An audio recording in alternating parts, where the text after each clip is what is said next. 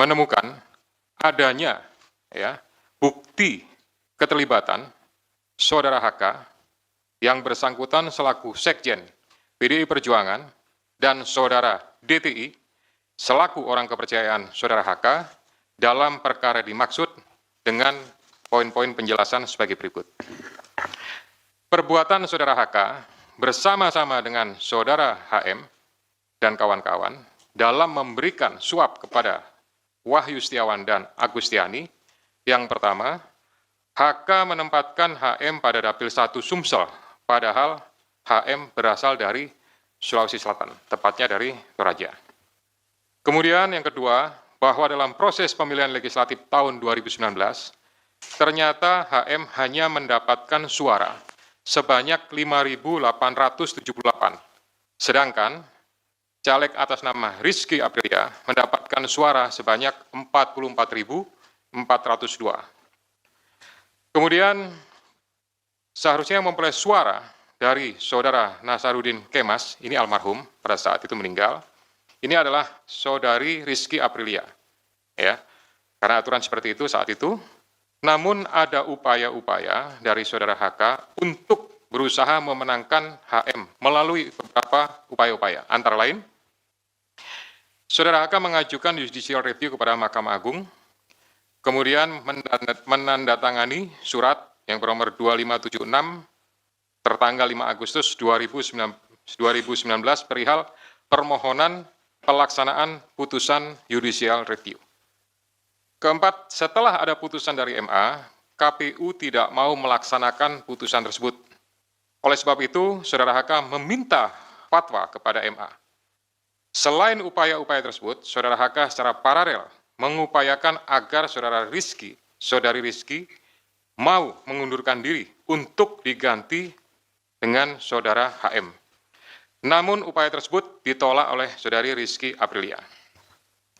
Saudara HK juga pernah memerintahkan Saiful Bahri untuk menemui Rizky Aprilia di Singapura dan meminta mundur. Namun hal tersebut juga ditolak oleh Saudari Rizky Aprilia.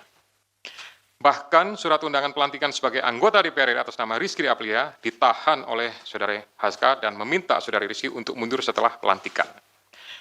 Oleh karenanya, upaya-upaya tersebut belum berhasil, maka Saudara HK bekerja sama dengan Saudara Harun Masiku, kemudian Saudara Saiful Bahri dan Saudara DTI melakukan upaya penyuapan kepada Wahyu Setiawan dan Agustinus Tio, di mana diketahui Wahyu merupakan kader dari partai yang menjadi komisioner di KPU.